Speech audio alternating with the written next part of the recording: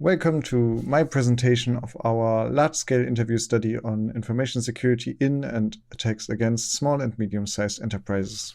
My name is Nicolas Huaman, and I will be guiding you through this presentation. So let's start with some introduction. First of all, cybercrime as a whole has been on the rise in recent years. In small and medium-sized enterprises specifically, cyber attacks like Emotet or general ransomware attacks have significantly increased, especially in the last year with the pandemic on the rise. Small and medium-sized enterprises are a major focus of cyber attacks, mainly because they have limited resources compared to larger companies and therefore represent easier targets for attacks. So far, data collected about cybercrime mainly focuses on yearly reports from different countries that focus on measuring the prevalence of cybercrime and the types of cybercrime on the rise, and providing security recommendations for companies. For our project, however, we want to look at the potential influences that increase the risk of attack for small and medium-sized enterprises. For that, we want to focus on the company's perception of security, the security measures they have deployed, the cyber attacks they have encountered previously, and how these three factors are related. So let's talk really quickly about our approach. To collect this data, we conducted computer-assisted telephone interviews, short CATIs, with 5,000 small and medium-sized enterprises in Germany. For these CATIs, we have decided to get a large sample of small and medium-sized enterprises, 1,000 enterprises per size category in the common categorizations of small and medium-sized enterprises, meaning 10 to 49 employees, 50 to 99 employees, etc.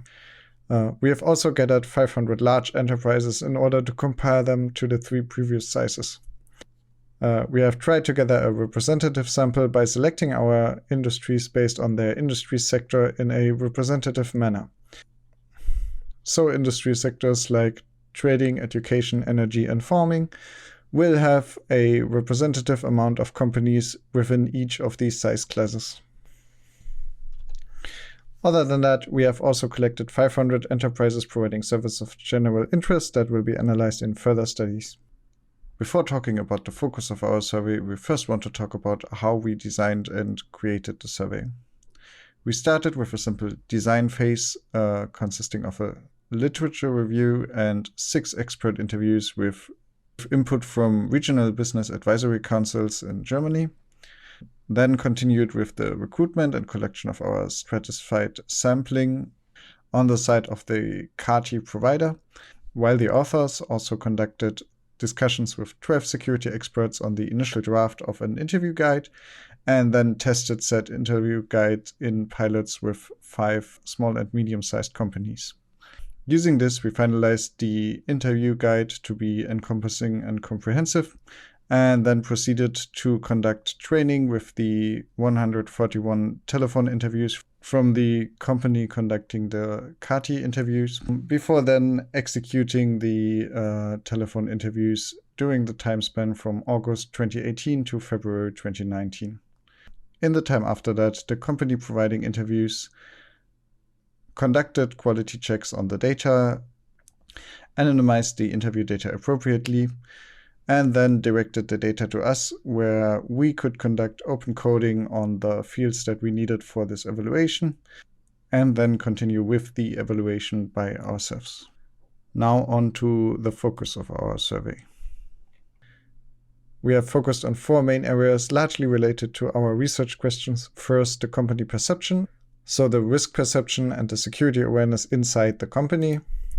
Second, security measures like firewalls, antivirus, employee training, and more. Third, cybercrime incidences like phishing, DDoS, ransomware, and more. And fourth, company demographics like budget, the size of the company, the amount of tech employees, and more. As part of our results, I'd like to talk about a few of the demographics we found. First of all, 83% of all companies in our dataset were older than 10 years, so there were only very few younger companies. And around 40% of all companies in our dataset reported conducting export activity. As it turned out, the interviewee position was especially important for almost all of our results, where the person representing the company in our CATI interviews was in almost 70% of the cases, tech or information security staff from the company, and in 23% of the cases, a representative member of the management. More interview positions will be in the paper, but these two were the majority. Other than that, 58% of the companies in our dataset reported having an IT department in-house, and almost 74% of all companies report having dedicated staff for information security in-house. For the evaluation, we mainly conducted regressions across the dataset in order to find interesting correlations and tendencies. Before we talk about more specific findings, in general, we found that the interview position was an important factor for almost all of our regressions, indicating a bias in reporting depending on the interview position.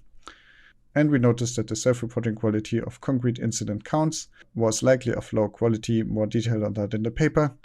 But because of that, we decided to focus on incident occurrence instead of incident counts for the remainder of this evaluation. We have found that companies report high security awareness across staff and management and have a low estimation of attack risk for their individual company. We found that many companies especially found that they were at low risk of targeted attacks. This, however, clashes with our further findings, like the prevalence of phishing and successful phishing attacks in companies. Therefore, we think this might be a misconception by the company staff that should be investigated. Continuing to security measures, we found that basic technical measures like antivirus software, firewalls, security updates, etc. have been deployed across all companies, independent of factors like size and industry sector. Only small companies tend to have lower amounts, but we found that at least 80% of all smaller companies employ all technical measures that we inquired for this study. However, regarding more organizational and human factor related measurements, we found lower distributions. Especially measurements like emergency drills and information security certifications had low deployment across all company sizes, but even basic measures like employee training and incident response plans were not found for at least 50% of all of our small enterprises. This might correlate with the low risk awareness that we found. And finally, regarding incidences, we found interesting distributions. On the left, you can see a heat map that on the x-axis has all of the attacks that we asked for. On the y-axis holds industry sectors. Incidences like phishing were commonly encountered within the last 12 months and had to be reacted to, so were to some extent successful within our dataset across all industry sectors. We also found that specific industry sectors were more likely to have encountered specific attacks. For example, 27.9% of companies in the energy and gas sector reported having encountered CEO fraud in the past. Furthermore, we found that in the sector of communication, 17.8% of all companies of that sector had encountered a DDoS attack before. Within our more detailed findings, we also found that companies with a higher coverage of security measures tended to report higher counts of incidences. While we can't use the dataset to discover the cause of this, we think it might indicate the potential for missed attacks by smaller companies or companies with fewer security measurements. We provide more detail on these results in the paper. So before we conclude, I also want to talk about a few of the recommendations that we derived from the data that we found. For companies, our recommendation would be to investigate the discrepancy in security awareness between the employees and the management staff of the company. For legislators, we found that industry sectors with higher legislative security requirements tend to report lower incidence counts. Therefore, we think that security policies could be an important tool to control the direction and efforts of companies towards IT security. We provide more and more detail on these recommendations in our paper. Finally, we would like to talk about future work and recommendations that we can actually make for researchers. First of all, we would like to investigate the discrepancy we found between attacks like phishing being a problem for a large number of companies within our dataset in the last 12 months, and the security awareness for potential attacks still being low. Second of all, we would like for other correlations we found, like the correlation between industry sectors and attack vectors, to be further investigated to find actual causes. and get more in-depth results on why certain industry sectors report more attacks in our dataset. Furthermore, a pretty concrete finding from our paper was that the interview precision had a significant influence on all self-reported statistics.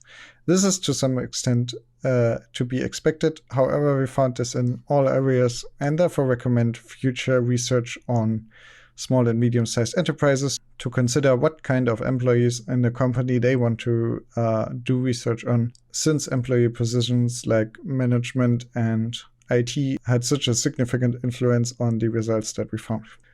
As a key takeaway, we think that information security has arrived in companies. We see that from the technical measures that we found across all companies.